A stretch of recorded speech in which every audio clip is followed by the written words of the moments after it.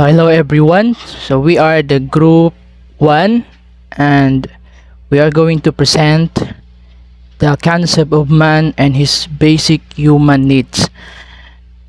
And we have two topics. The other one is the human rights.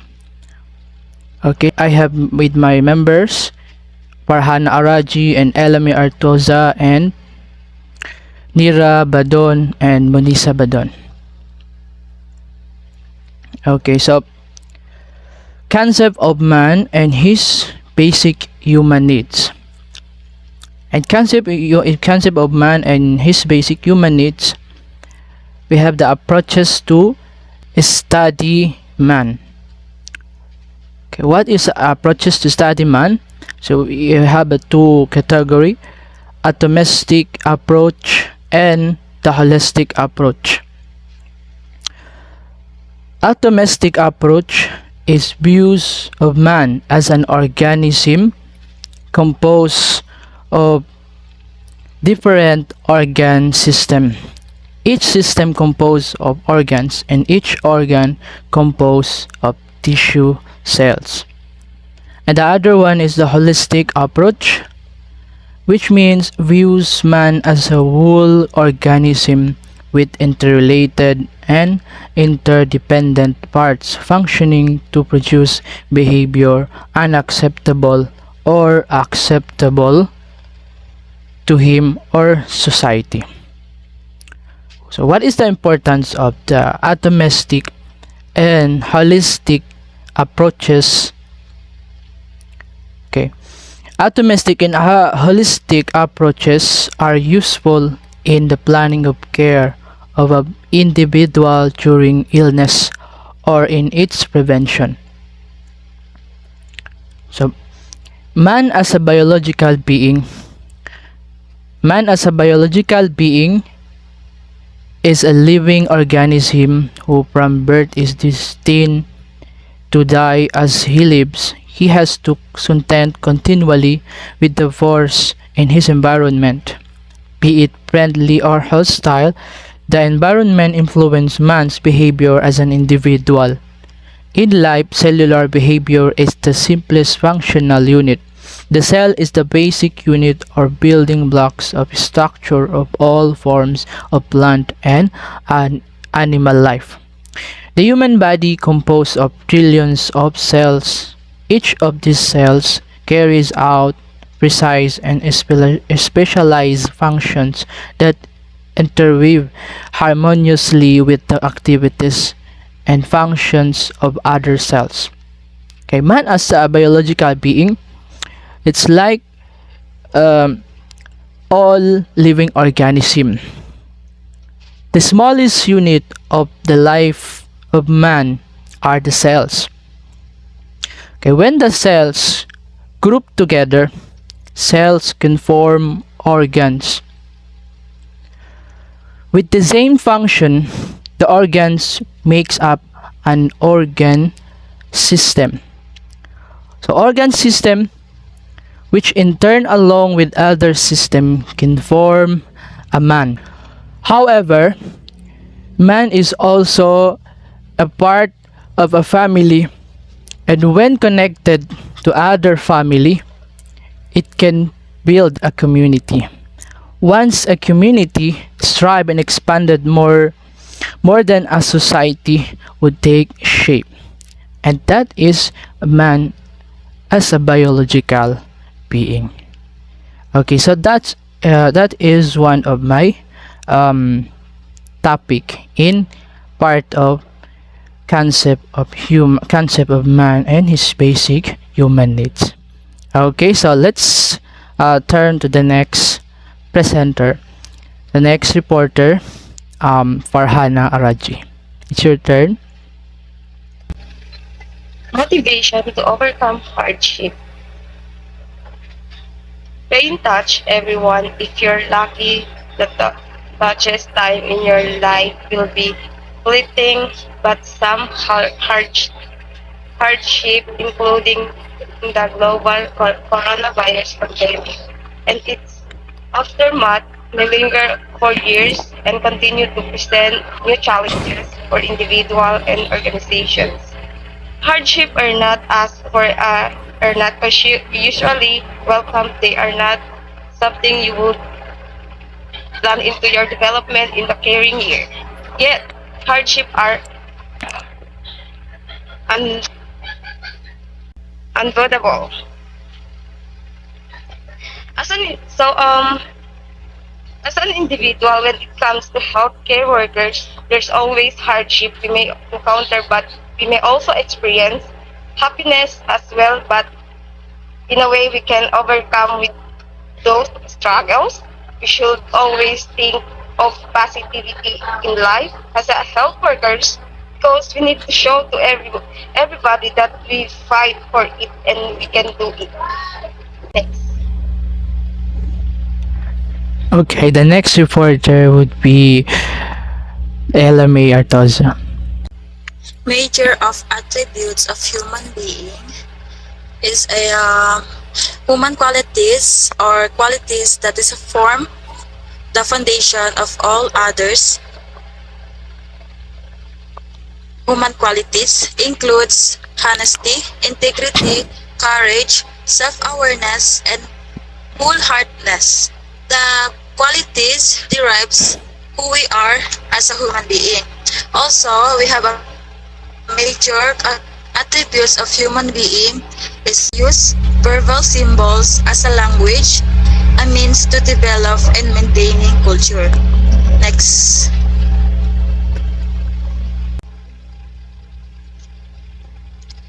The four fundamental needs of a man, and why is fundamental is very important to us because everything in a give discipline upon the fundamentals, they are the foundation from which all of amazing feats and derive. Also, 14 fundamentals of human is break, food and drink, elimination, move and maintain, posture, sleep and rest, clothing, maintaining internal environment, keeping itself clean, avoiding danger, communication, workshop, work, play, and learn. And also, the the fundamental is human activators like catalyze and the dreamers.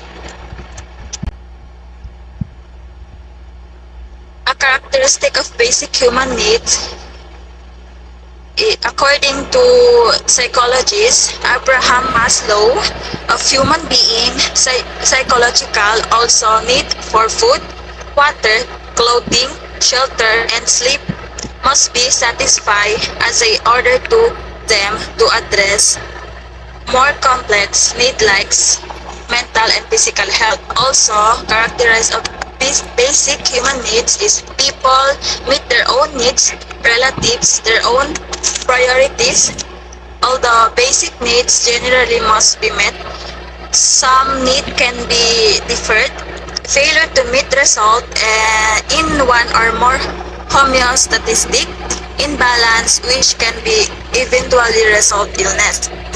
A need can make itself felt by either internal or external. Next, a person who perceives a need can be response in several ways to meet it. Lastly, a need or interrelated. The next reporter would be Nira. Okay, start. Concept of a man. To understand the meaning of PSC, which is the primary healthcare, one should understand first the concept of a man. Remember, concept of a man provide us clue on how we're going to provide the PSC, that is individualized, holistic, and quality care. A man.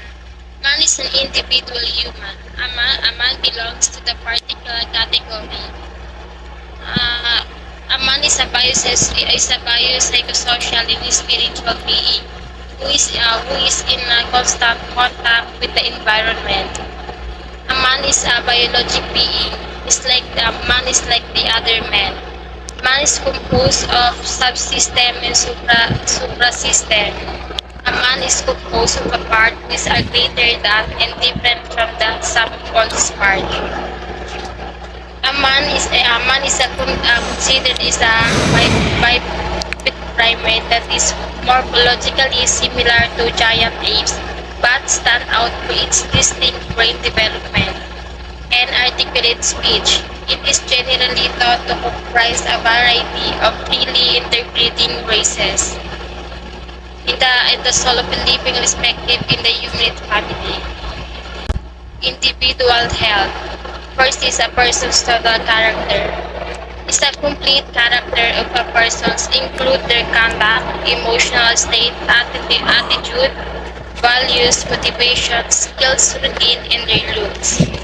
A person's self-identity encompasses perception of self as a separate and distinct entity alone and in interaction with others.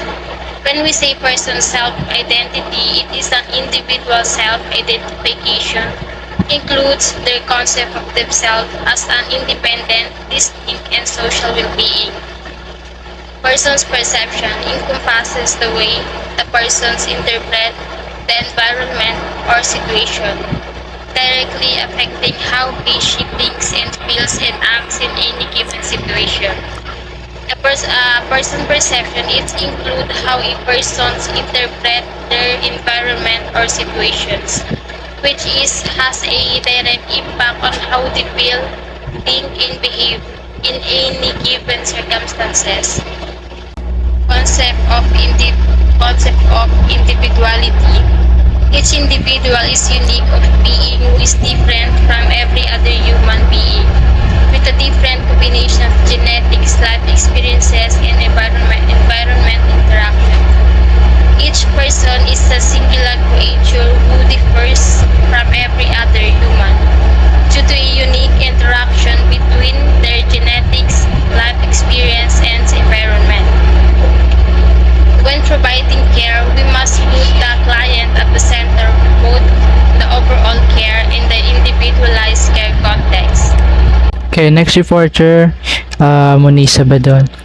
Good day everyone, my name is Munisa Badon and I'm the last presenter of Group 1. Now I will be discussed to you about Maslow's hierarchy of needs, the last subtopics of concepts of man and his basic human needs. As you can see here guys, there is triangle that divided into 5 sections or stages. This referred to universally simply as Maslow's pyramid of needs. The 5 levels in Maslow's pyramid is from basic to ultimate needs. Maslow presented us with the 5 human basic needs. 5 types of needs that need to be fulfilled in order for you to reach your full potential. Now, the 5 needs come in a particular order only when one set of needs is satisfied. Take a look at the model from the bottom to the top. Maslow's 5 levels of need are physiological needs, safety needs, social needs, self-esteem needs, and self-actualization needs. Now, the pyramid represents a hierarchy. And what this means is that only when a lower level of needs has been fully met would you then be motivated by the opportunity to meet the next level of your needs. Now, the key to understanding Maslow's hierarchy of needs is to realize that your needs are continually changing, so what motivated you 5 years ago or even last month may not motivate you today. According to human psychologist Abraham Maslow, our actions are motivated in order to achieve certain needs. His hierarchy suggests that people are motivated to fulfill basic needs before moving on to other, more advanced needs. People need to satisfy their most important needs first, then when they achieve this, they can move on to the next important need. Maslow first introduced his theory of hierarchy in his 1943 paper, A Theory of Human Motivation, and his subsequent book, Motivation and Personality. So Abraham Harold Maslow was an American psychologist who developed a hierarchy of needs to explain human motivation. His theory suggested that people have a number of basic needs. Now let's proceed to the first stage of hierarchy of needs, which is the physiological stage. The first stage of hierarchy is the physiological stage. The stage required to sustain life. It includes breathing, excretion, and the desire for food, water, sex, sleep, and homeostasis. These are considered to be, these are considered to be the basic needs of human life. Maslow's theory suggests that if these fundamental needs are not satisfied, the one must surely be motivated to satisfy them. Higher needs are not recognized until these basic needs have been satisfied. They said the most important in Maslow's needs is physiology needs. Physiological needs are the lowest level of Maslow's hierarchy of needs. The two most essential things a person needs to survive. Things like access to food, water, sleep, medical care, and air are all physiological needs. It is important to understand that the definition of physiological needs involves traits that have little to do with the brain. The definition of psychological needs ought to be in stark contrast to a definition of physiological needs, as the two are mostly separate. Understanding what physiological needs are, why they are important. That is important step to understanding the philosophical theory of Abraham Maslow. Physiological needs are the needs that everyone must have met before they can worry about anything else. And the second stage of hierarchy is the safety stage. Once physiological needs have been met, attention and desire turns to safety and security. In order to be free from the threat of psychological and physical harm, such needs may be fulfilled by living in a safe area, financial reserves, job security, and good health. According to Maslow's theory, you cannot move up the pyramid to the next stages if you feel threatened. Once the threat has been addressed, one can then move up the pyramid. The most common needs people experience at this level include feeling safe within one's own house or workspace, knowing their family is protected when they're away from them, and financial security by having enough funds to afford basic necessities such as food and water. Once these needs are met, individuals will move on to more complex needs.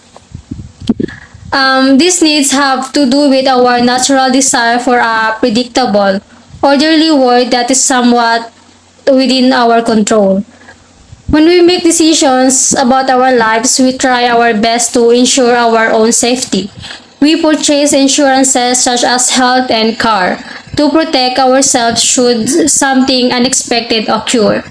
We do these things to increase our sense of safety and security and make us feel more comfortable in our lives, which is what Abraham Maslow depicts in the second stage of hierarchy of needs. And so now let's proceed to the third stage.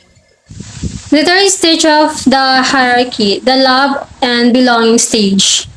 Once a person has met the lower physiological and safety needs, the higher needs can be addressed. This begins with the love and belonging stage, which can also be referred to as the social needs stage. These are the needs related with interaction and can include family, friendship, and sexual intimacy. So after physiological and safety needs have been fulfilled, the third level of human needs is social and involves feelings of belongingness. Belongingness refers to a human emotional need for interpersonal relationships, affiliating, connectedness, and being part of a group. Humans are socially creatures that crave interaction with others. Humans have the need to give and receive love to feel like they are belong in a group. And now let's move on to the fourth stage, the STEAM stage. Okay, so once a person feels like they belong, the need to be important can arise. Esteem needs can be classified as external or internal. Internal esteem needs are related to self-esteem, such as the need to respect yourself and achieve. External esteem needs are those such as social status, reputation, and recognition. So the fourth level of Maslow's hierarchy of needs is esteem needs. Esteem needs are related to a person's need to gain recognition, status, and feel respected. Once someone has fulfilled their love and belonging needs, they seek to fulfill their esteem needs. Maslow broke up esteem needs into two categories: the need for respect from others and the need for respect from oneself. Respect from others relates to achieving fame, prestige, and recognition. Respect from oneself relates to dignity, confidence, competence, independence, and freedom. Maslow indicated that the need for respect or reputation is most important for children and adolescents and precedes real self-esteem or dignity. And now we are here to the final stage of hierarchy, which is the stage of self-actualization. The fifth stage of hierarchy, the self-actualization stage. Self-actualization is the summit of Maslow's hierarchy of needs. It can be defined as the quest of reaching your full potential. Unlike some of the lower needs, this need is never fully satisfied due to the fact that people can grow and change and continue to challenge themselves. People in this stage tend to have needs such as morality, creativity, spontaneity, problem solving, lack of prejudice, acceptance of facts, truth, justice, wisdom, and meaning. The fifth and final level of Maslow's hierarchy of needs is self-actualization needs. Self self-actualization relates to the relation of an individual's full potential. At this level, people strive to become the best that they possibly can be.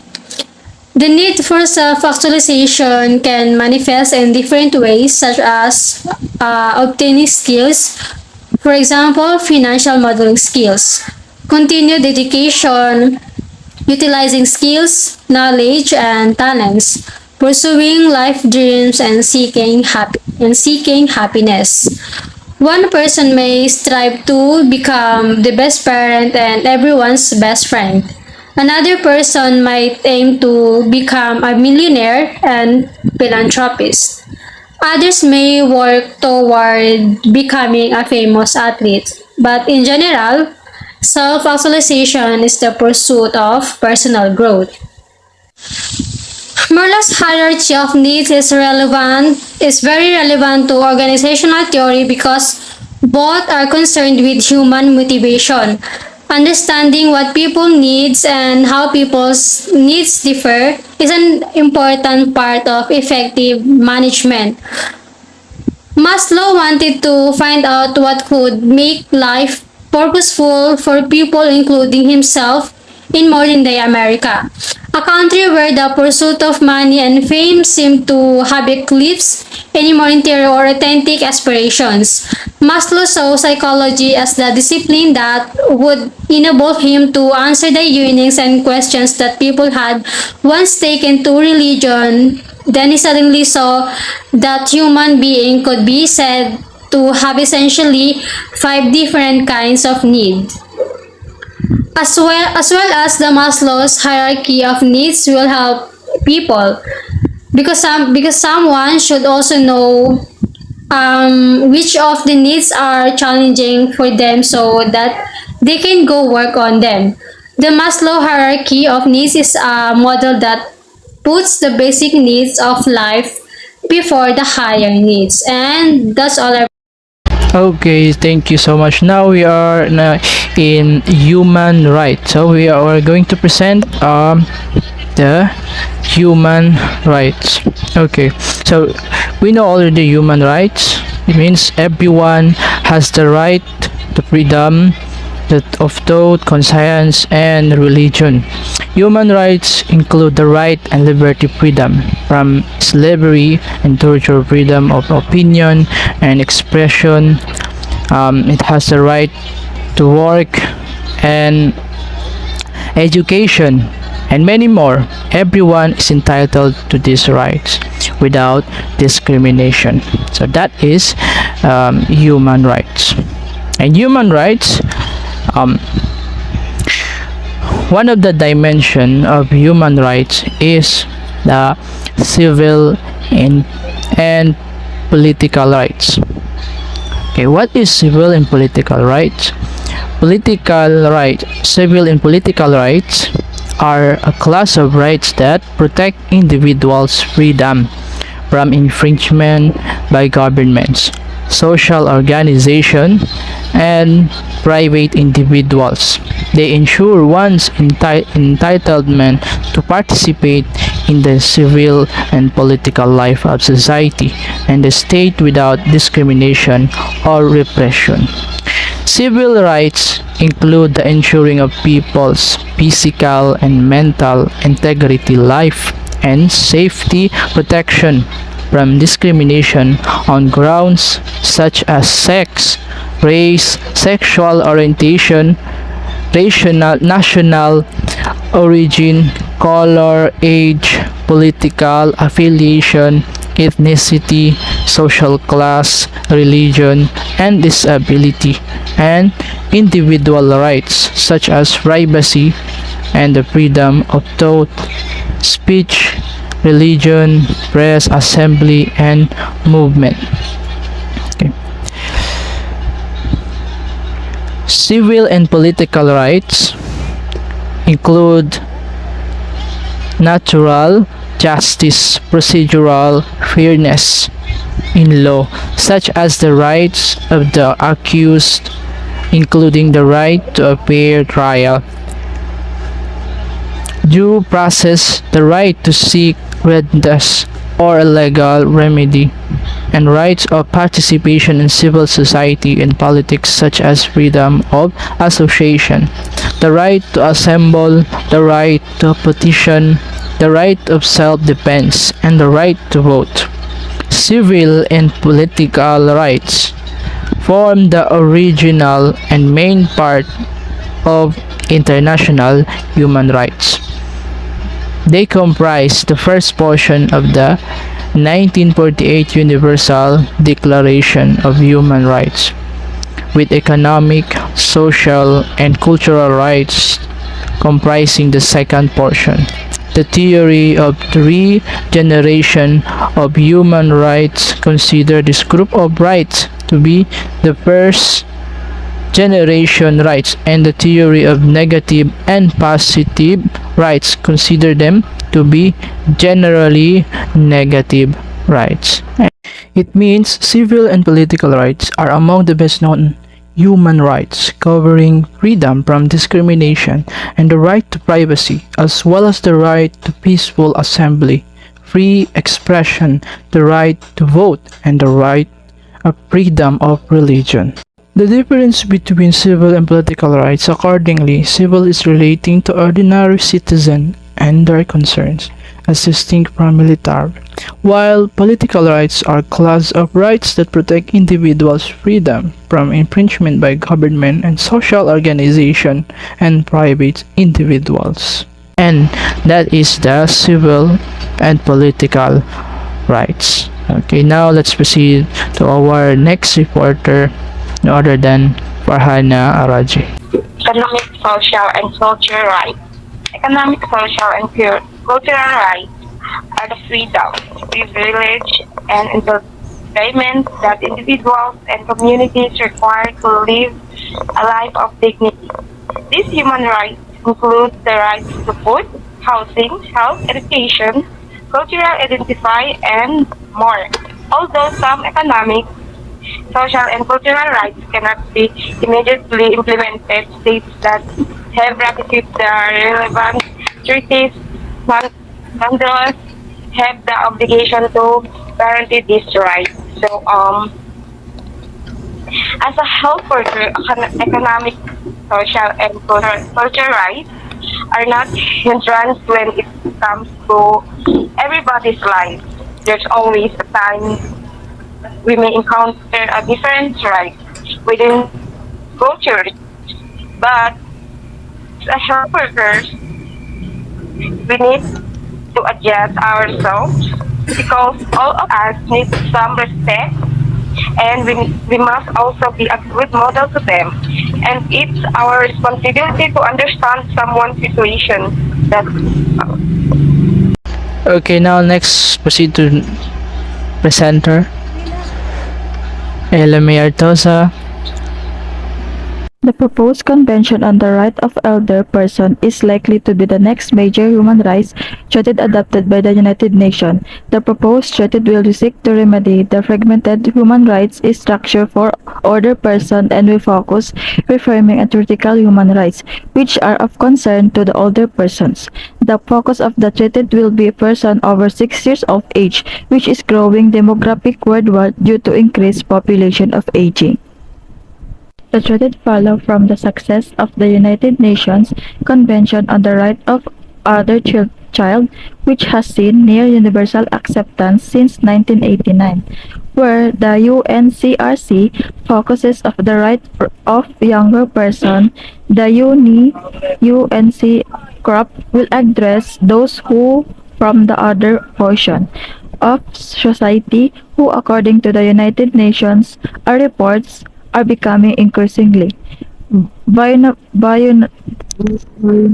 treaty follows from the success of United Nations Convention on the Right of the Child, which has seen near universal acceptance since 1989, where the UNCRC focuses on the rights of the younger persons.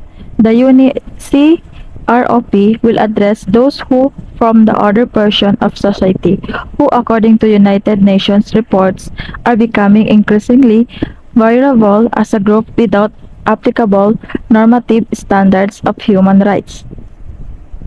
Thank you, Ella. Next, let's proceed to the next presenter. The right of a patient. The right to appreciate medical care and human treatment. Every person has a right to health and medical care corresponding to his state of health, without any discriminations and within the limit of the resources, competence available for health and medical care at the relevant time, without discrimination within the consent of the resources, personnel and suitable for health and medical care at the relevant moment. Is every person has a right to health and medical insurance with his or her condition of health. Third, second is the right to informed consent. The patient has the right to be thoughtful and substantial in a manner and language that is not able to the patient. Of all proposed procedure, whether diagnostic, preventive, curative, rehabilitative, or therapeutic, I say wherein the person who will perform the said procedures must provide his name and credential to the patient. The patient procedure, whether they are diagnostic, preventive, curative, and rehabilitative, in a way and a language that they can understand. In addition, the person who will carry out the procedure must give the patient his name and credentials to the patient. Third is the right privacy and confidential. The privacy of the patient must be assured at all stages of the treatment. The patient has a right to be free from unwarranted public exposure. At the very stage of the patient's therapy, their privacy must be guaranteed. The patient has a right to the privacy and the protection from justified public exposure. Number 4 is healthcare workers should not be required to put their lives, their physical health, or the health of their families at risk. The patient or his or her legal guardian has a right to be informed of the findings of the evaluation of the nature and extent of his or her disease. Any other additional or further contemplated medical treatments, surgical procedure. 5 is right to correspondence and to receive visitors. The patient has the right to communicate with family members and other people, as well as to accept visitors, but within the bounds of healthcare institution norms and regulations. 6 is the right to medical records. Healthcare worker has the right to sufficient personal time during the work shift to keep hydrated and nourished as needed. She or he has the right to access the contents of his medical records, except psychiatric notes and any discriminating information. The patient is entitled to a summary of his medical history and conditions. The last reporter, Moniz Sabadon. The rights of healthcare providers. All healthcare workers have basic individual rights, including the civil, constitutional, and statutory rights of each person as codified by the Geneva Convention and the Constitution of the United States of America. Healthcare workers have the right to considerate and respectful behavior from the patients for whom they care and to be free from harassment, abuse, attack, and verbal and mental abuse. Healthcare workers have the right to protect themselves from physical attacks. Healthcare workers have the rights to register a complaint about a patient and to pursue that complaint through the hospital system or in a court of law without risk to his employment. Healthcare workers shall not be required to put their lives, their physical health, or the health of their families at risk. Healthcare workers have the right to reasonable access to the tools needed to perform the duties of their position. Healthcare workers have the right to sufficient personal time during the work shift to keep hydrated and nourished as needed.